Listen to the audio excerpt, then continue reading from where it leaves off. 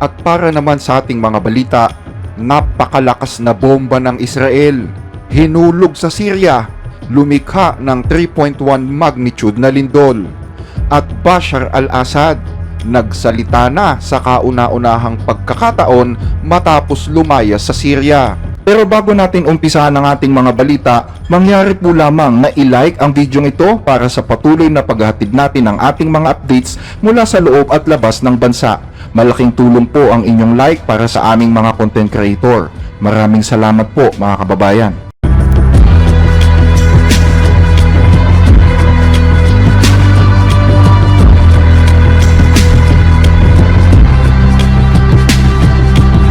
Sa pagpapatuloy ng sunod-sunod na pag-atake ng Israel sa Syria matapos bumagsak ang rehimen ni Bashar al-Assad, noong linggo December 15, pinakawalan ng Israel ang pinakabayolente nitong pag-atake sa bansang Syria ayon sa ulat ng Syrian Observatory for Human Rights or SOHR.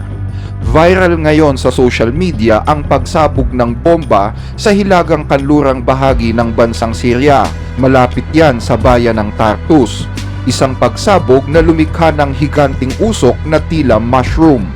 Sa sobrang lakas ng pagsabog, lumikha ito ng 3.1 magnitude na lindol ayon sa seismic sensor ng isang war monitoring group doon. Batay sa ulat na inilabas ng Times of Israel, ilang mga Hebrew media channels ang iniugnay ang nasabing pagsabog sa lindol na naramdaman din sa lungsod ng Tel Aviv. 3.1 magnitude scale at naganap bandang 11:49 ng gabi. Ang epicentro ay nasa humigit kumulang 28 kilometro mula sa baybayin ng lungsod ng Banyas. Layunin ng mga pag-atake ay wasakin ang mga armas ng Syria upang huwag itong mapasakamay ng mga Muslim extremist sa bansa na pwedeng maging banta sa seguridad ng Israel pagdating ng panahon. Ayon kay Richard Cordaro, isang researcher na nakabase sa US, ang nasabing lindol na nilikha ng bomba ay mabilis na nag-travel sa mga karatig bayan.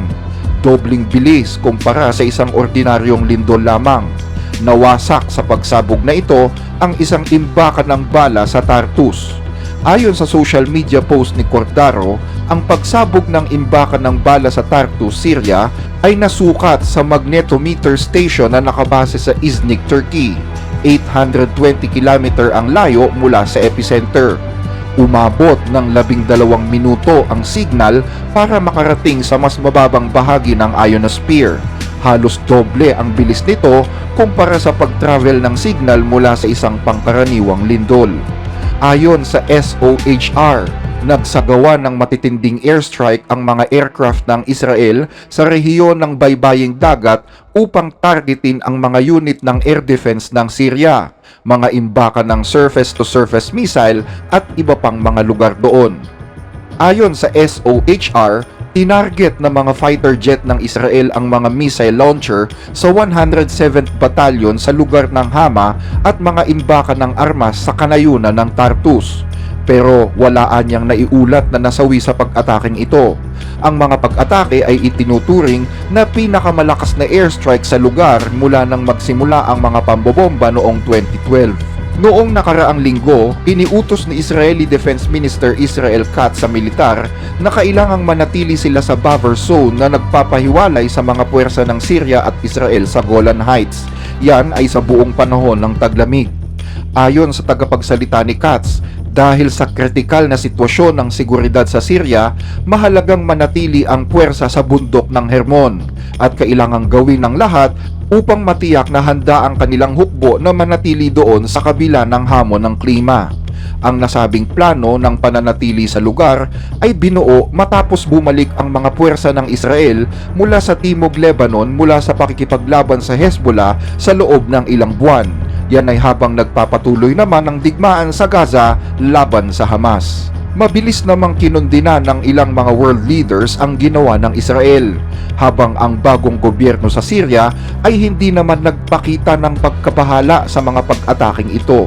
Bagaman sinabi ng leader ng rebelding grupo na si Ahmed al-Shara na may rebel name na Abu Muhammad al-Julani na lumagpas na ang Israel sa red line at wala na silang dahilan upang manatili pa sa Syria, tila wala pa rin itong malinaw na plano kung paanong pipigilan ang Israel sa mga pag-atake nito sa ilang bahagi ng bansa. Mas pinili umano ng lider ng mga rebelde ang diplomasya kaysa sa mga aksyong militar. Tiniyak naman ng pinuno ng IDF na wala silang hangad na makipagdigma sa bagong liderato ng Syria o sakupin man ang kanilang bansa. We are here to defend along the border in the Golan Heights. There was a country here that was an enemy state. Its army collapsed, and there is a threat that terrorist elements could reach here.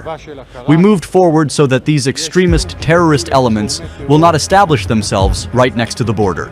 We are not intervening in what is happening in Syria. We have no intention of managing Syria. Bagaman karamihan sa mga taga-Syria ay nagpahayag ng kanilang galit sa Israel, isang nakakagulat na video naman ang kumakalat ngayon sa social media kung saan ipinapakita ang isang community ng mga Druze sa katimugang Syria. Nananawagan sila na maisama ang kanilang komunidad bilang bahagi ng bansang Israel. Ayon sa kanila, mas mabuti na ito kaysa mamuhay sa ilalim ng pamamahala ng mga Islamistang rebelde.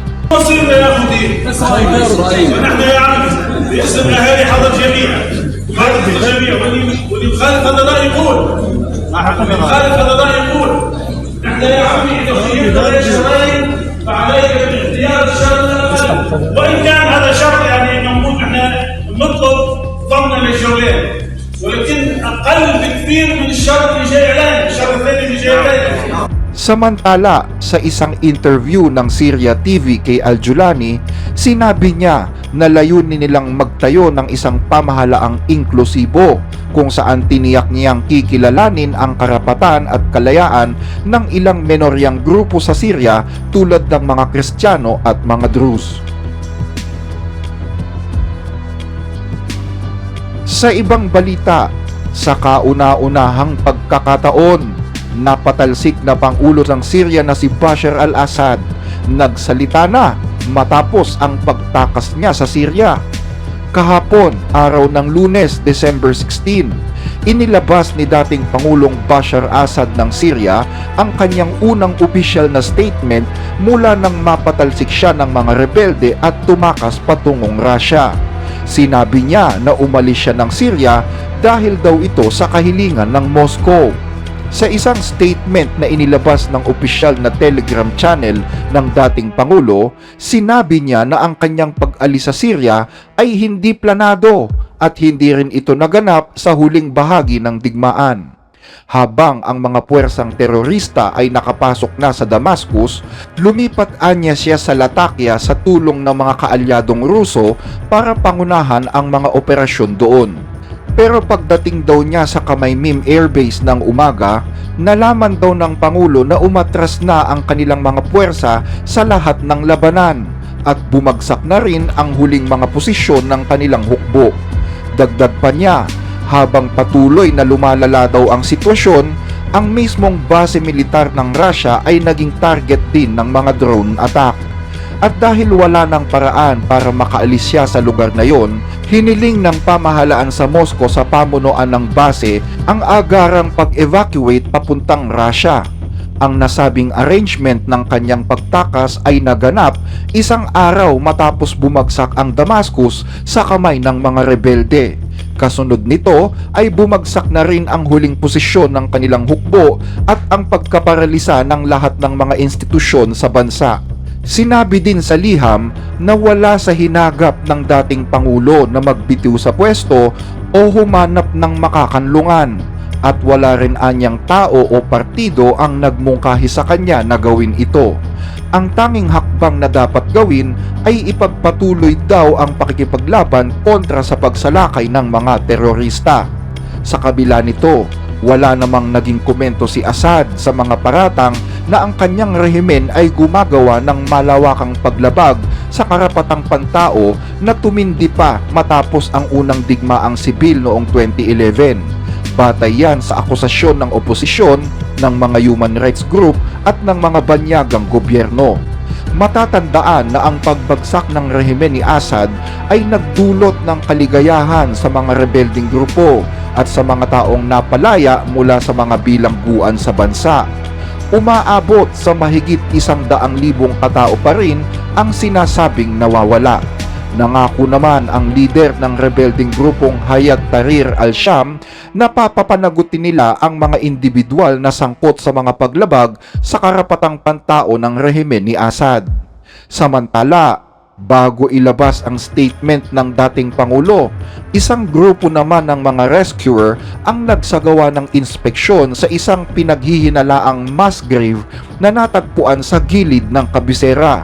Ang lugar na ito ay nasa kontrol noon ng militar at sadyang isinara para sa mga sibilyan.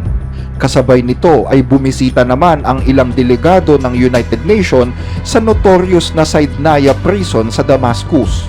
Sa kanyang statement, inilarawan ni Assad ang kanyang sarili bilang isang mapagmalasakit na lider, kung saan sinabi niya na hindi niya kailanman ipinagpalit ang kaligtasan ng kanyang bansa para sa mga personal na pakinabang mula pa ng unang araw na mag-umpisa ang digmaan. Hindi rin anya kailanman ikinompromiso ang mga mamamayan kapalit ng mga alok sa kanya.